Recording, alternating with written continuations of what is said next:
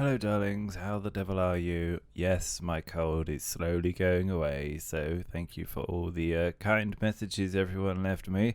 Anyway, gaming news, I've got some interesting tidbits to talk about. So as you know, one of the big games that came out this year is Resident Evil 8. It's been a phenomenal hit, people are loving the change in the franchise, but that's not to say that it hasn't been without a few bits of drama here and there. There was some controversy over copyright, which is still ongoing.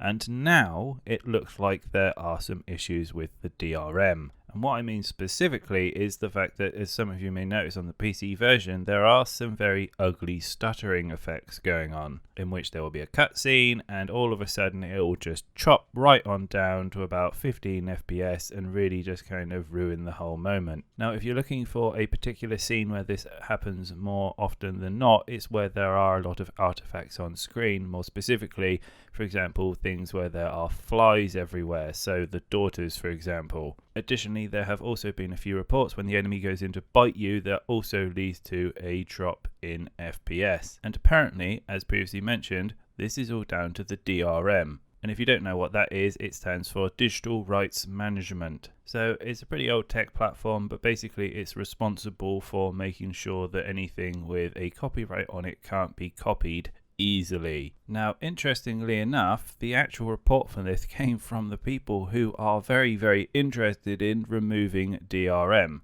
And that, of course, would be crackers. Now, the particular cracker of this Resident Evil was Empress this time round. So Empress pointed out that as soon as they had patched out the Denuvo DRM, they had noticed that all the stutters had disappeared. Empress also stated that the worst is that the DRM was fully obfuscated in Denuvo's VM, making it run even slower. Now, I'm not actually sure what they mean by this, but I'm guessing that it means that the implementation wasn't all that great and it was slowing it down unnecessarily. Now, if you're really, really interested in this and you want to see the proof of it, I'm going to link this in the comments below for you to check out. I won't actually put it in the video, but you can see during the scenes that there is definitely an improvement as soon as DRM has been removed. Now, a lot of this shouldn't really come as a surprise because Denuvo has got an absolutely terrible track record when it comes to decreasing performance in games. Now, there are plenty of well-documented instances of Denuvo being absolutely awful and also cries for people to actually remove it in their game, and we'll get onto that in a minute. But I'll give you some examples for some fairly recent-ish games.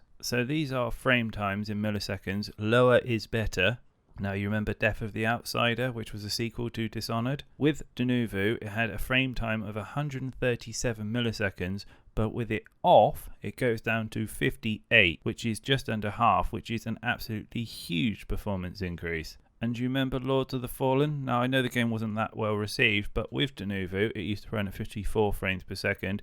Without it, it's 70 frames per second, which brings it into that 60 frames sweet spot that you get that nice, smooth, silky feel on a TV. And there have been tons of games where it's been removed to get performance increases. For example, Warhammer 2 was an example of this. There was a lot of joy when that finally got removed because it is a very CPU intensive game. You probably don't remember this game, but there was one called Rime, and this was a case where DRM were basically like, no, it doesn't slow down your games, you know, this is your problem. And when the crackers looked under the hood, they found that it was being ran 10 to 30 times per second. I think it's unfair to put all the blame on DRM because it is a tool set that you use, and it is down to the developer to choose how they want to implement it into their code. Because with Rime, I think it was found to be a very extreme use of DRM. But you have a game like Ghost Warrior 3, I think it was back in the day, or Prey, it was found that there are only like 1 to 2 triggers every couple of minutes to check whether or not that they were, you know, it was a cracked version or not. I think there is a great conversation to be had on whether or not things like DRM are worth their value and what do game companies actually get out of putting it on apart from a very expensive bill. Because with most of these games, eventually crackers do crack it and they end up on the market anyway. And if you have a look at examples like CD Projekt Red, they were going to put DRM on The Witcher 2. The community came back and said, no, don't do it. And they reacted and they didn't implement it. And not directly as a result of them not putting it on, but Witcher 2 made a huge amount of money and, you know, they went on to spend it on The Witcher 3, which was a phenomenally successful game. So I guess the argument is, well, if you make a good game, then people are going to buy it anyway. Just don't make rubbish games. But that is a very extreme, blunt look at the whole debate, and there is a lot more to it. But going back to Resident Evil, there has actually been no news whether or not they're going to patch out DRM. This is a practice that has happened in games in the past, as we've already mentioned with Warhammer 2, so maybe this is an action they're going to take, and we will see an improvement on the PC version. I will also mention that not everyone is having this issue at the moment, so maybe it is something that only kind of impacts the lower end of the PC market. But when I find out more from Capcom, I will let you know. But thanks for listening. I hope you find this interesting. I certainly do. And I'll be back with more news soon. So stay healthy, have fun, and have a great day.